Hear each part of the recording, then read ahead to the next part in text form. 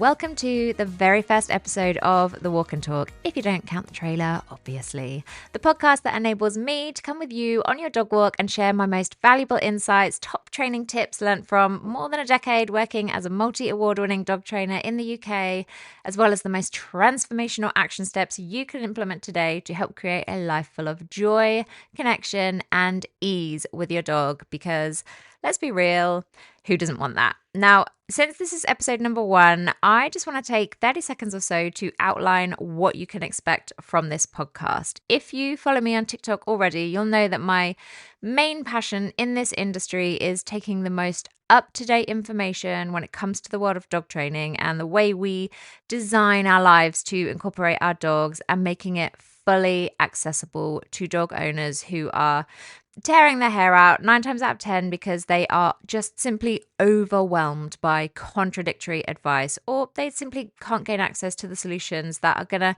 transform their struggles, sometimes in just a matter of days. It really can be that simple. I don't believe dogs and their owners should struggle for weeks or months or sometimes years when there are practical solutions, sensible explanations, and accessible training methods, or just simple lifestyle hacks that can ease all of that stress that you're experiencing. I mean, it's obvious, right? But I freaking love dogs. Obviously, it would be weird if I didn't, right?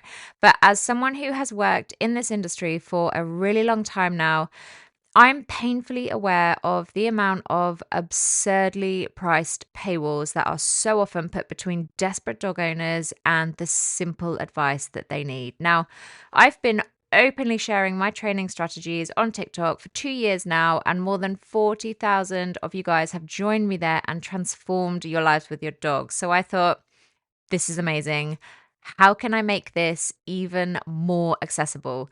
Let's get you off your phones, away from the teeny tiny screens, and out on a walk with your four-legged bestie. And I'll just come with you and give you my most up-to-date hot takes from the world of dog training whilst your Labrador is cannonballing those muddy puddles and literally everyone is a winner, right? So without further ado, let's just get into today's episode, the topic of which I chose because just a few weeks ago, I posted 2 videos on this topic in response to a comment from a follower, and they blew up. And as I'm reading through the comment sections on these 2 videos, it becomes painfully obvious that, number 1, this problem is almost universal to all dog owners. Literally, all dog owners will have experienced or be able to relate to elements of the issue I'm going to raise today.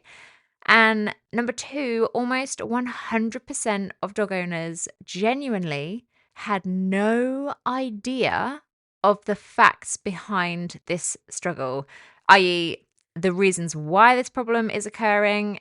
And once I explained it all in this video and then laid out what the solution strategy is, everyone is dropping these "the penny has dropped" eureka moment comments like, it all suddenly makes sense now. So I want to bring this to more dog owners, and specifically today, I want to bring some shiny dropped pennies into the building for owners of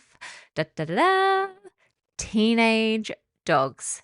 Yes, today's episode is all about that phase of dog ownership that can have you absolutely pulling your hair out, and that is adolescent dogs. Now, this is usually relevant for both your puppy owners and your rescue dog guardians because dogs are more likely to be surrendered to a rescue centre as an adolescent more than any other age in their lives, which means it's incredibly likely that if you are rescuing a dog, you are rescuing a teenage dog, because teenage dogs drive human beings up the wall. And if you've ever owned a dog between, let's say very broadly, 5 months of age-ish and 2 years old-ish, you've likely seen this behaviour shift, and you will concur it's a lot to handle, right? But don't worry, I'm here to break it all down for you so you can better understand what's going on in their brains, what behaviours to expect, and how to manage it all.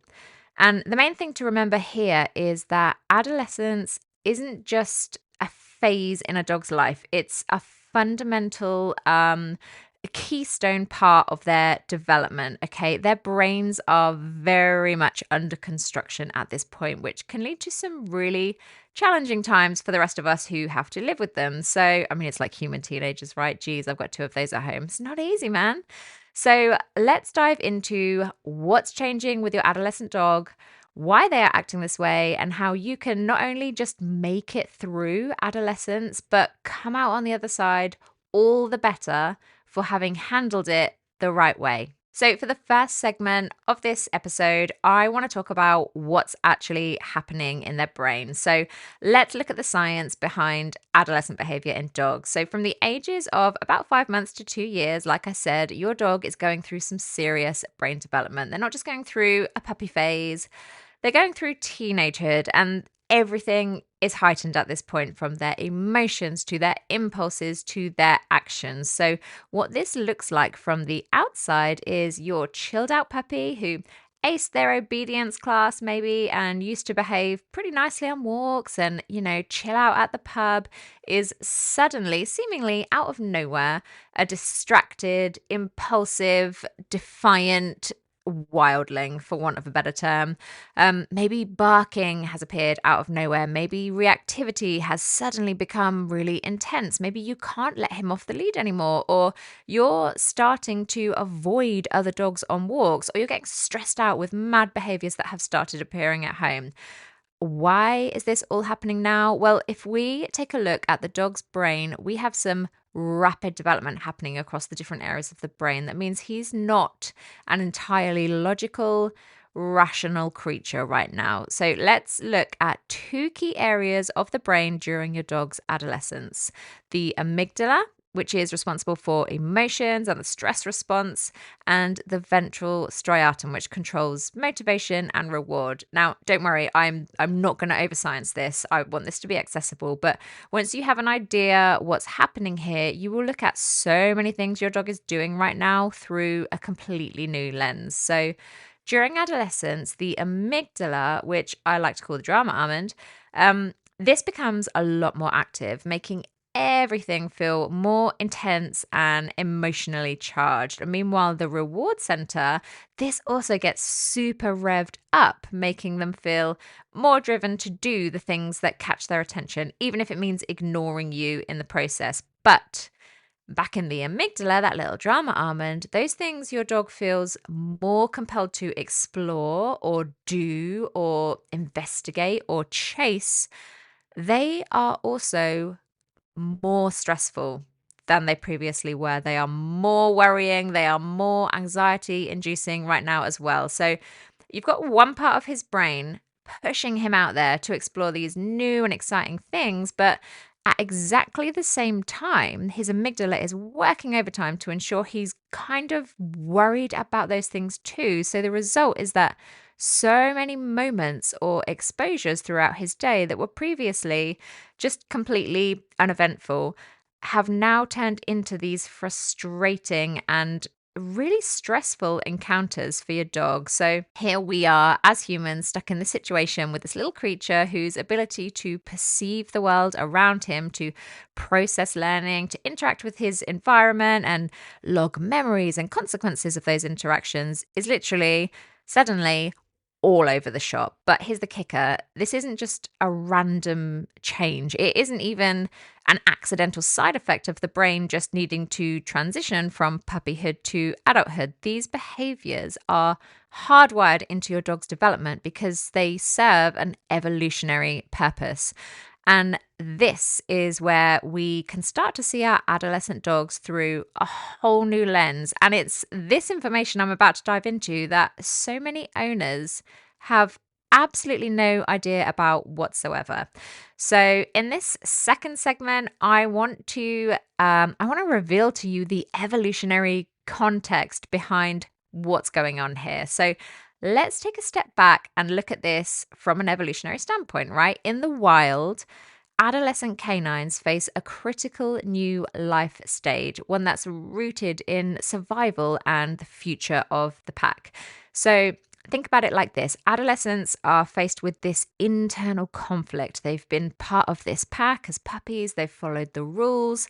They've learned from the older dogs. But now, now they're reaching teenagehood, and it's the time for them to start thinking about their own future as adults. And this is when the biological priority to continue their own lineage, so essentially to breed, suddenly rocks up at the forefront of their brain, and they need to decide the best way to make that happen. So, if we go back to imagine what it was like in the wild for these animals, they would basically have two options, right? Option number one would be to stay with the existing pack and cooperate with the rearing and protection of future litters there.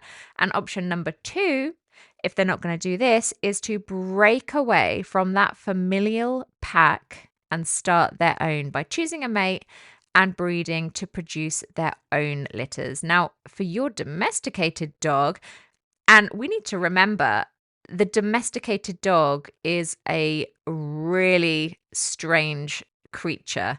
It's not normal the way we expect our dogs to live. It's entirely abnormal. And they don't have these options that they're biologically designed to be considering. For your domesticated dog, leaving the pack isn't an option, but his brain chemistry is still geared up for this decision-making process. So he's neurologically primed to seek out more confrontational encounters with you in order to test the value of your bond, to decide whether staying with you or leaving to procreate elsewhere is the optimal choice. So if you feel like your dog is more defiant, or you feel like it's almost getting personal, it's because it kind of is, but not because your dog is a dick. It's because he's designed to do this at this age. Not only is he testing you to see if this pack is going to work out long term, but he's also now deeply invested in finding out exactly what's going on out there in the big wide world, so he can weigh up those options too. What's the environment like out there? What potential mates are out there? What are my chances of survival out there if I leave? So this is why you are suddenly way down on his list of priorities when you take him out on walks. He's gone, he's into other dogs, he's ignoring his recall. He's got work to do, right? His instincts as his brain develops are pushing him to start considering his independence. They start to ask, should I stick with this pack, or is it time to venture out and form my own? Now, in wild canids, this time is pivotal because the young wolves or dogs need to start testing boundaries. It's almost like a rite of passage. It's one that helps prepare them for adulthood and the responsibilities of being that leader or that hunter or that breeder. So if your dog seems like they're challenging your authority, to be real with you, it's because they are. They're literally following an instinctual drive to test their independence, to see if they can survive apart from you, and ultimately to figure out where they fit into the bigger picture of their world. So if we bring that internal struggle your dog is facing to life for a second, okay, on one hand, they still rely on you, right? You provide them with food, you provide their shelter, their safety, the affection, everything. They've grown to trust you. But on the other hand, their brain is telling them, dude, you're getting older. It's time to see what's out there on your own. It's time to test your limits. It's time to grow up. And this is why adolescence can feel like a confusing mix of attachment and rebellion all at the same time. They still want to be close to you, but they also feel the urge to break free. 1 minute they're affectionate and obedient, and the next they're pulling away or ignoring you altogether. And I know from everyone I've worked with through this phase that it's challenging. I've known owners be reduced to tears. I've had owners openly admit that they're seriously considering rehoming their dog. So here's what I want you to take away from everything I've just said. All of that behavior I've described, all of that testing, frustrating, nonsensical stuff you are putting up with, it isn't permanent. That is a phase. And I'm going to tell you some of the things you might be experiencing that you can actually attribute not to a failure on your part, but simply to adolescence. And then I'm going to give you my best advice on navigating these issues and even some tips on how you can hack your dog's teenage brain to actually ensure he grows into the very best adult dog he can be. So we now know what's happening in their brain. Let's talk about the behaviors you'll likely see during this stage. These behaviors, they can feel frustrating, right? But remember, they're rooted in brain development and that inner conflict of independence versus staying with the pack. Now, first, you might notice your dog ignoring commands. They were once great at following cues, but suddenly they're too distracted or too driven by other things going on around them. Their brain is developing the ability to filter out distractions, but it's still a work in progress. And they're also flexing their rebellion muscle, like I talked about previously. You need to remember that inner conflict right now between pack loyalty and independence. In fact, as a dog trainer, I know I've seen multiple times the professional advice that when we are dealing with owners of adolescent dogs and we're trying to teach a new command or a cue or some kind of engagement with the dog, we are recommended not to demonstrate it with the owner's dog in front of them, but to show it using our own dog or a demo dog, or just to talk the owner through the steps themselves, because there was a study, I forget the name, but it gets referenced a lot in the professional industry. And I think they used Labradors and Golden Retrievers. So pretty pliable training, working minded dogs, right? And they tested their response to known cues like sit, something basic they had been taught, they understood through puppyhood and adolescence. And it was found that there would be a significant reduction in obedience during adolescence. So the dogs would just ignore the cue, where previously they would respond to the cue correctly, but only when it was their owner who gave them the cue. So their obedience remained consistent if a stranger gave them an instruction they recognized, but if their primary caregiver gave them the instruction, the dogs were not having it. They were drastically more defiant. And so as dog trainers, we try not to walk into a dog owner's home and start training their dog and go, look, see, it's easy. He's perfectly compliant. He knows it. He's doing it. Because it's really disheartening for the owner to then try and do the exact same thing they've just seen, and their dog just turns around and sticks two fingers up at them when they've just demonstrated perfect compliance for someone else who they don't even know and hasn't been feeding and sheltering them and sponsoring their whole lives for the past year. A lot of owners take that really personally, even though they shouldn't, but they do. So ignoring commands or this air of defiance is one of the behaviors you will see. Impulsivity is another big one. You'll see them darting after something, pulling on the lead, or even being more mischievous than usual. And again, remember that reward center in the brain is hyperactive, making them more prone to chasing after these things that catch their attention.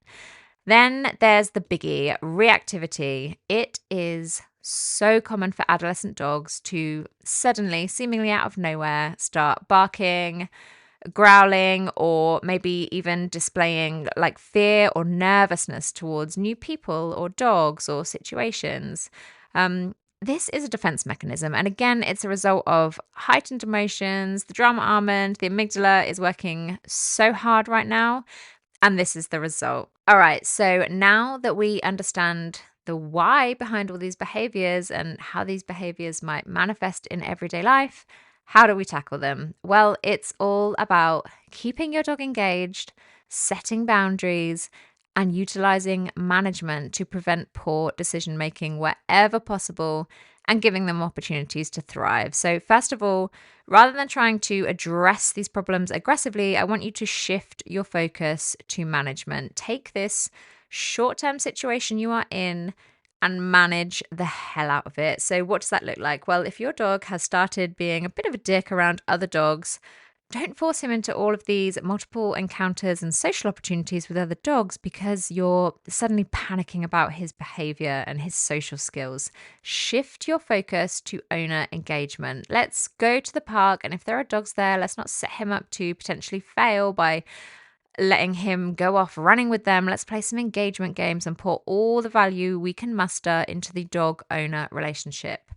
If your puppy would follow you around dutifully as a youngster and now all of a sudden they couldn't give a damn about your recall because there's a dog over there or a scent through those trees, then just get that long line back on them. Don't let them bank those powerful learning experiences about how rewarding it is to ignore you. Again, pour all of your efforts into building value in owner engagement. Make yourself super fun. If they're going to learn anything, manage them so that they can't learn that the world out there is amazing or potentially terrifying, but so that the only thing they have the opportunity to bank is this human being here is amazing. Go out with high value treats and toys. Engage with your dog on walks. Now is the most important time for you to do this. Now is the time to showcase how wonderful it can be to have a human being, namely you, as a sidekick. The rest of the world, the things they are reacting to or ignoring you for or getting themselves in trouble with, manage that stuff away. Adolescent dogs are actually, believe it or not, really ripe for training with because all of their experiences are heightened. Aversive things are really aversive, but rewarding things are really rewarding. And the problem with our adolescents is they're also just massive idiots right now because their impulse control is through the floor.